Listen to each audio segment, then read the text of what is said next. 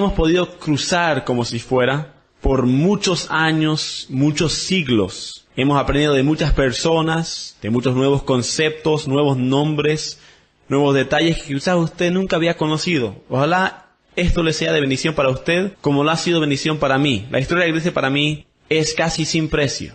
No se podría comprar el entendimiento que Dios me ha dado a mí sobre esto por medio de otros profesores que me lo han enseñado a mí, y por eso yo quiero enseñarles a ustedes también, porque es tan útil para entender lo que está pasando hoy en el mundo y dónde está yendo nuestro mundo. Porque como he dicho antes, el mejor maestro del presente y el futuro es el pasado. Estamos estudiando el pasado para darnos cuenta qué es lo que Dios ha hecho y qué es lo que Dios hará en el futuro, protegiendo su iglesia, usando hasta malos hombres en la política para sacar cosas buenas. Bueno, en los últimos 3 temas, luego de hablar de la reforma europea, hablamos específicamente de la reforma inglesa. ¿Por qué? Porque la reforma inglesa tiene que ver con el crecimiento de los Estados Unidos. Y los Estados Unidos ha sido y continúa siendo el país que más manda misioneros por todo el mundo. Fueron los primeros a mandar el evangelio a Sudamérica, incluyendo a Bolivia, por medio de Argentina, hace unos 100 años atrás.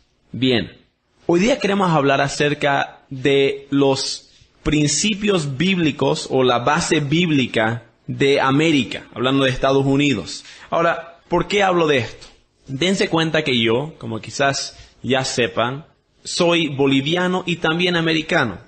Padres que han sido misioneros en Bolivia por más de 40 años, Marcos y Carol Matix, y yo soy su hijo, pero yo nací en Bolivia. Entonces yo tengo el privilegio de tener no solo cultura americana y pasaporte americano, pero cultura boliviana y pasaporte boliviano. Es un gran privilegio que me da la oportunidad de ver 2 culturas, lo bueno y lo malo en cada uno, y poder en esa forma hacer un juicio que es legítimo y basado en los hechos, no en mi bias, o lo que sería mi prejuicio.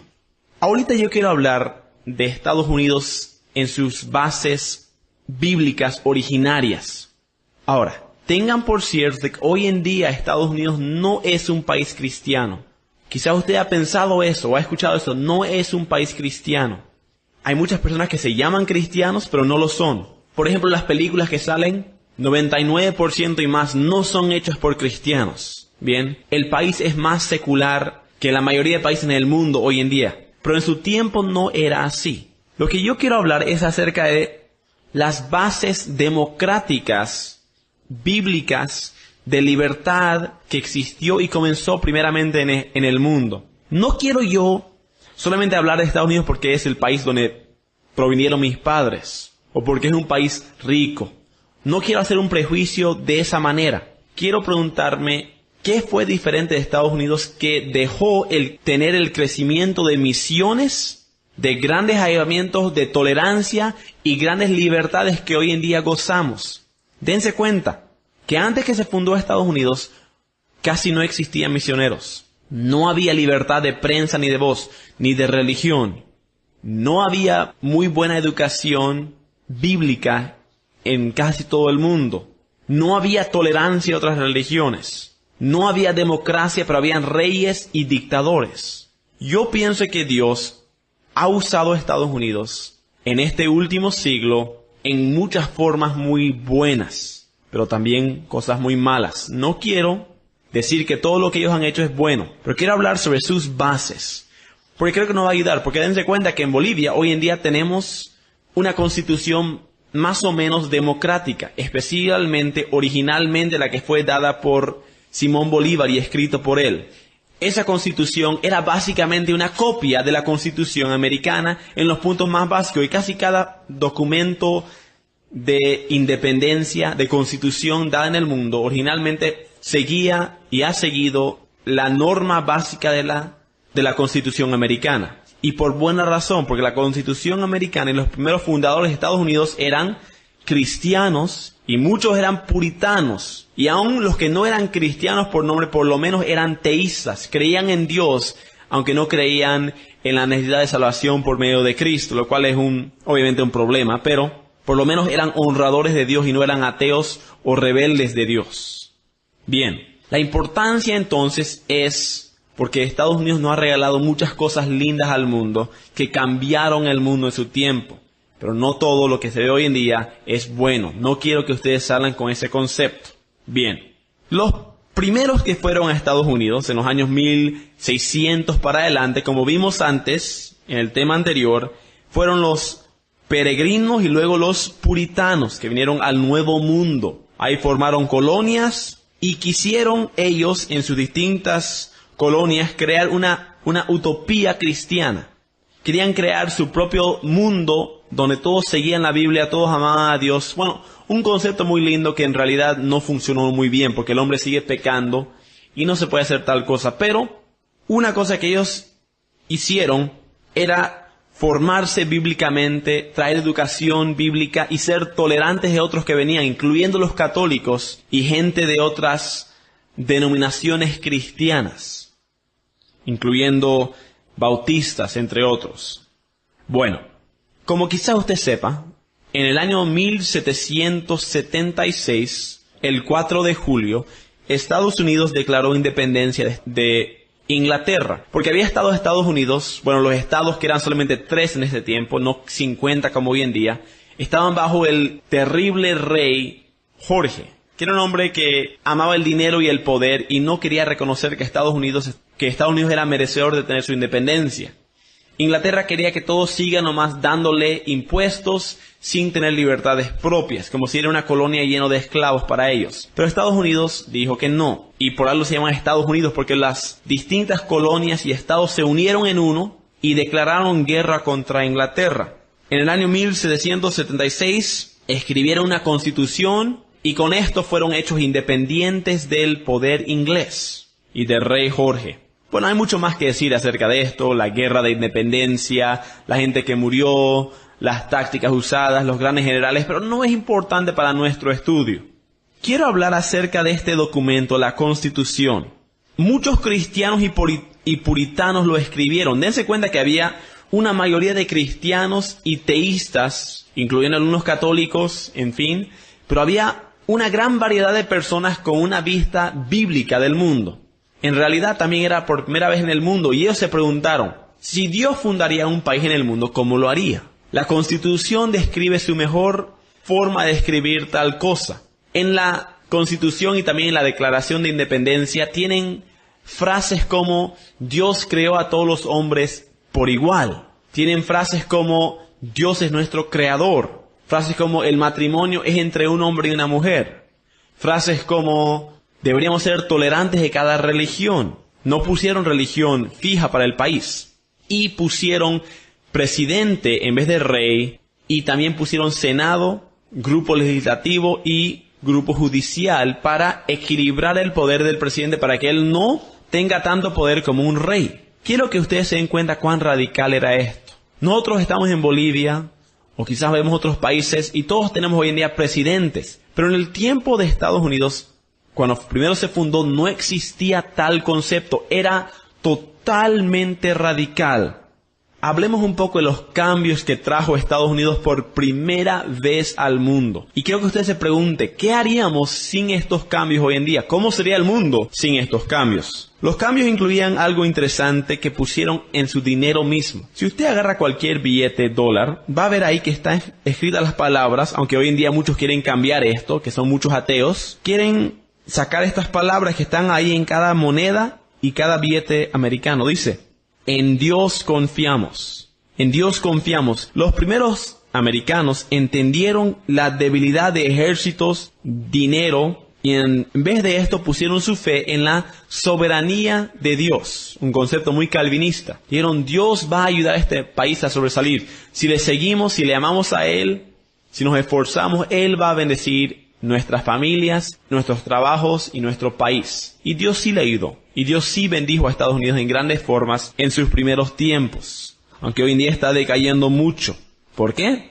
Porque ya no están confiando en Dios. También en Estados Unidos era muy importante para ellos la educación que se fundaba en la Biblia primeramente. Querían estudiar la ciencia, la matemática, la literatura con ojos bíblicos. La ciencia moderna floreció bajo estas circunstancias. Dense cuenta que antes que Estados Unidos enseñe una educación bíblica y dé oportunidades a sobresalir intelectualmente a toda su población, salieron los grandes científicos, matemáticos, físicos y más, inventores. ¿Por qué? Porque en muchos países la educación era limitada a la gente rica. Había mucho analfabetismo, pero en Estados Unidos ellos querían que todos sean por igual, como declara los primeros escritos americanos, que Dios creó a todos los hombres por igual. Algunos inventores y científicos famosos incluyen a Thomas Edison, a Graham Bell y al matemático Newton. Bueno, hay mucho más que hablar de ellos, de otros científicos, inventores. Salieron entonces, por esta educación que era abierta para todos, salieron los grandes inventores, como ya dije, y también muchos expertos en casi cada área. Dense cuenta que el primer lugar donde se inventó el teléfono, la luz, el auto, el avión, fue en Estados Unidos. Y quiero que ustedes me escuchen bien. No estoy diciendo esto porque yo tengo raíces americanas. Mucha gente quizás acuse diciendo, está hablando bien de un país porque es de ahí. Ojalá no me escuchen eso, ojalá escuchen que lo que estamos hablando es solamente historia. Había muchas personas malvadas en Estados Unidos, había mucha gente atea, había mucha gente que amaba el dinero, pero había también la oportunidad nueva, radical, de dar a todos la oportunidad de estudiar a un bajo costo y estudiar bíblicamente. La educación es un gran regalo que hoy en día casi toda gente en el mundo puede tomar y puede tener, y que a veces lo menospreciamos. Hay un dicho que me gusta mucho: el conocimiento es el poder. Cuando uno conoce cosas, cuando uno tiene no solamente la inteligencia y la capacidad de aprender, pero también material para aprender, puede cambiar el mundo. En muchos países del mundo y en la cultura católica no querían que la gente aprenda a leer ni a escribir para que no lean la Biblia y luego ataquen a la Iglesia Católica. Eran muy egoísticos en su deseo. Pero en Estados Unidos no dijeron eso. Un detalle más. Los primeros americanos, cuando escribieron esta constitución, entendieron la depravación total del hombre. Acuérdense, ese es un concepto calvinístico. Básicamente la depravación significa que el hombre es naturalmente malvado. Dense cuenta que hoy en día mucha gente atea, evolucionista, enseña que el hombre es naturalmente bueno. Esta es una farsa. Esto es una mentira, esto es antibíblico. El hombre es naturalmente malo. Lo que desea hacer generalmente es hacer lo malo. Lo que es malo para Dios es cuando el hombre hace cualquier cosa para sobresalir uno mismo y no para ayudar a otros. Que va a pisotear a otro, robar a otro, tomar el puesto de otro para uno hacerse más rico o más famoso o más amado. Los primeros cristianos que trabajaron en escribir la Constitución, incluyendo a George Washington, a Madison, a Thomas Jefferson, otros hombres, era reconocer la depravación total del hombre. Por eso decidieron, en vez de poner a un líder del país, poner varios líderes del país. Con un presidente arriba, pero un presidente atado y equilibrado por el poder dado a otros dos niveles de poder. El presidente pertenece al grupo ejecutivo, pero también hay el nivel judicial, que son los jueces que pueden dictar cómo interpretar la ley dada por el presidente y también por el grupo legislativo. Es el tercer grupo, el legislativo, cual está dividida en dos partes. Una escogida por los estados, otra escogida por la gente democráticamente por medio de voto. Muchos países siguen este concepto, no es para nada raro hoy en día, pero cuando Estados Unidos primero lo usó, era totalmente radical. Básicamente ellos habían visto el daño que podía causar un hombre como era el rey Jorge en Inglaterra. Estaba abusando de él, de otras personas, por amor al poder. Ellos dijeron, hay que protegernos de dictadores y de reyes. Querían proteger también entonces que un presidente tenga mucho poder y que quite las libertades que merece cada ser humano, como son libertad de religión, libertad de voz, libertad de imprenta, otras cosas. ¿Por qué? Porque en Inglaterra los puritanos sufrieron más de 100 años bajo reyes que uno era bueno, otro era malo. Uno era bueno, otro era malo. Uno perseguía a cristianos, otro perseguía hasta católicos. Una vergüenza total, y decían, esto es incorrecto. Un hombre no debería tener tanto poder en el mundo. También ellos protegieron en contra de los monopolios para tener lo que se llama mercado libre. Un mercado libre es básicamente el concepto más simplificado del capitalismo. Ahora, en muchos lugares, incluido en Bolivia, el capitalismo es casi una mala palabra. Déjenme explicarles cómo funciona el capitalismo y por qué tiene base bíblica. El capitalismo dice que no es un pecado hacer dinero. Jesús dijo, el que no trabaja, no come. Ahora, el amor al dinero es un gran pecado. Pero dense cuenta que cualquiera puede tener amor al dinero, un pobre o un rico. No por ser rico uno ama el dinero. Hay mucha gente que va a los Estados Unidos o a España o a Europa porque hay ahí un mercado libre. Y uno si trabaja duro, se esfuerza, es bendecido por su trabajo generalmente. Hay muchos conceptos hoy en día, incluido el socialismo, que quiere robar eso de la gente. Quiere hacer que todos trabajemos por igual y que todos recibimos el mismo monto. Que uno que no trabaje y uno que sí trabaje, todos reciben el mismo sueldo. ¿Es eso justo? Los primeros cristianos dijeron en Estados Unidos, no es justo. El que trabaja más debería recibir más. Jesús mismo enseñaba cosas así. El que trabaja, come. El que no trabaja, no come.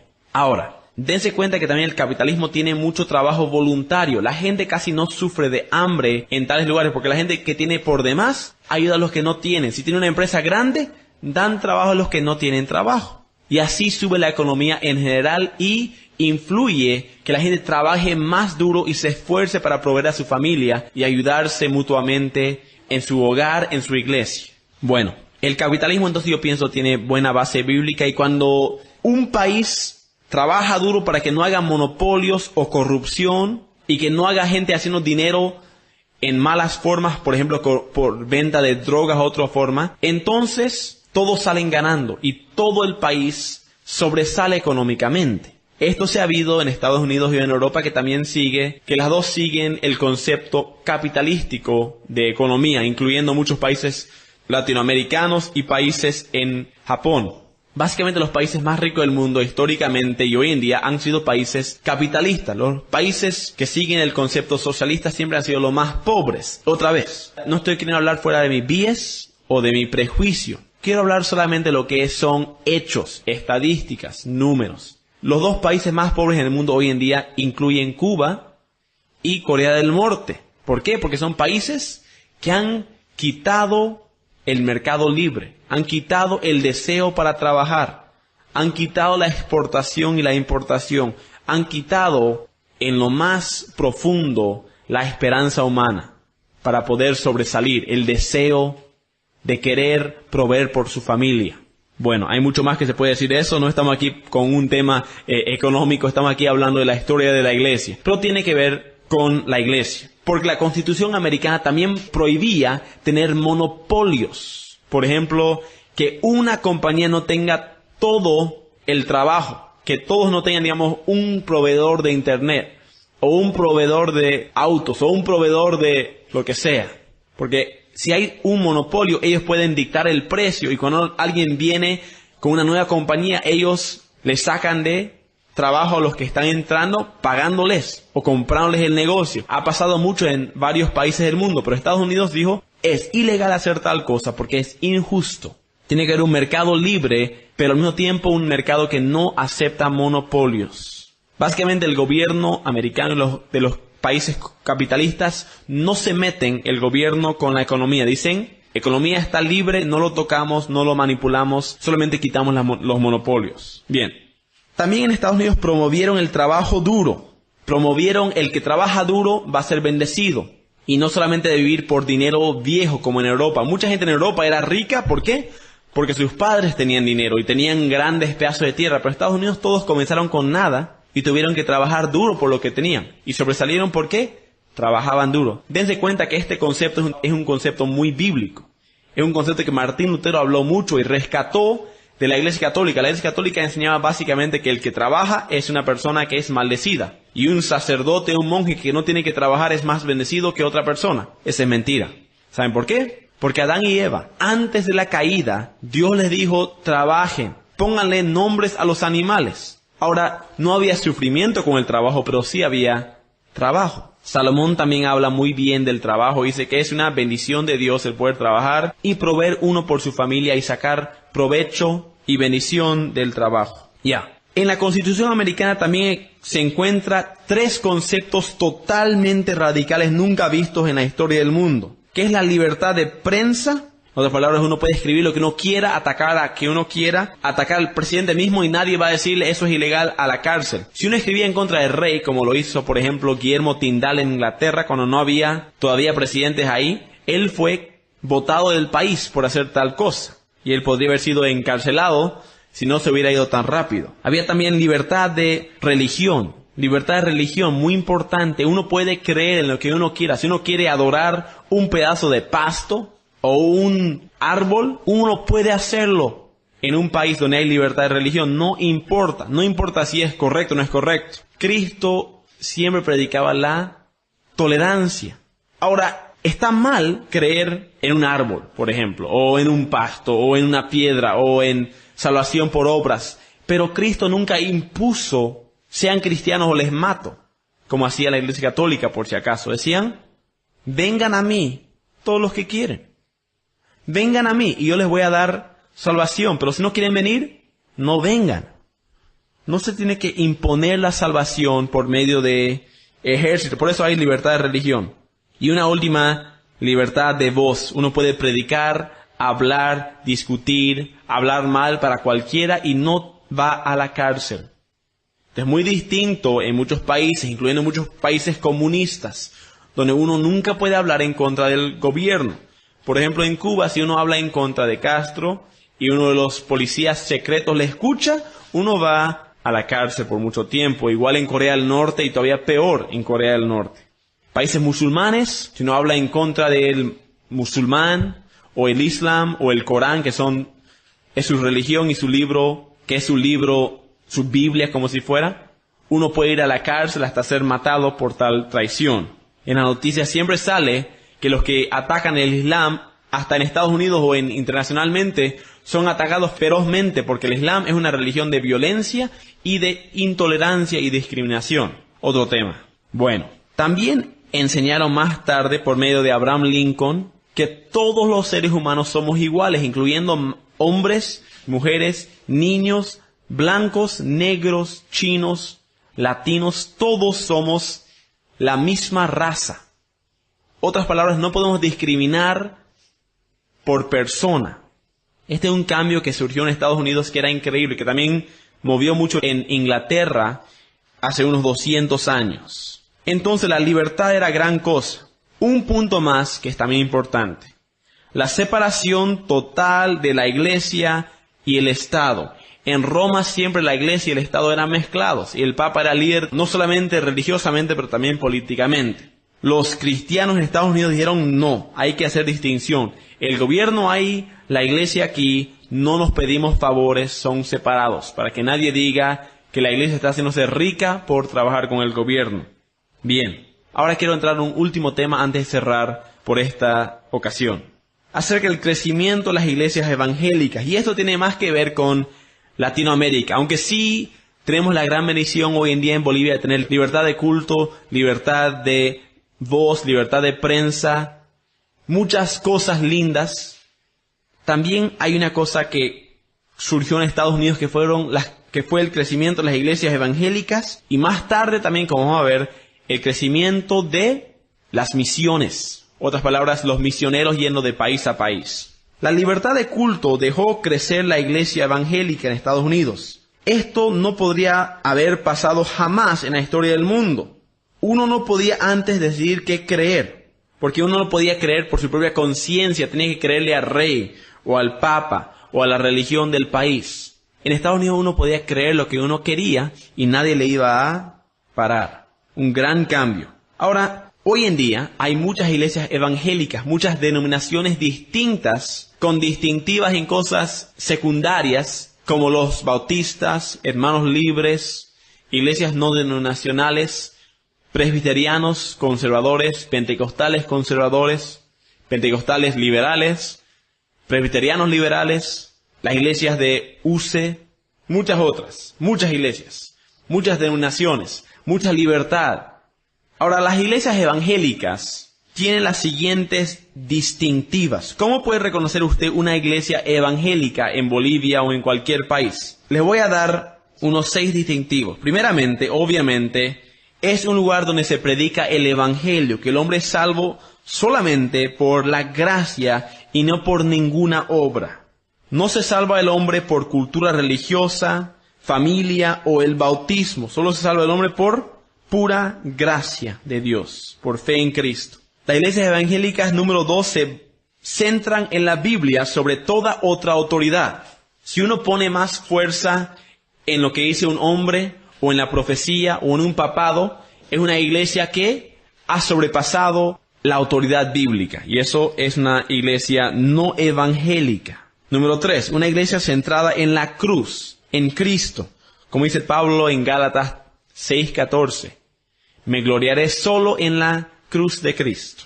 Número 4, una iglesia evangélica es donde todos toman parte activa en el crecimiento y madurez de la iglesia.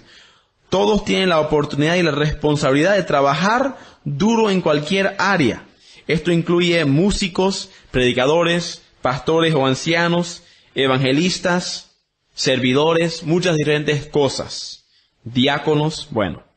Dense cuenta que esto es distinto a las iglesias altas, donde tenían gente, sacerdotes o monjes o personas pagadas para hacer un trabajo pero la gente en la congregación solamente estaban ahí para sentarse en el banco e irse cuando terminaba la lección. Eso es incorrecto. Todos tenemos un don, todos somos parte del cuerpo de Cristo. Esto hace distintivo a la iglesia evangélica.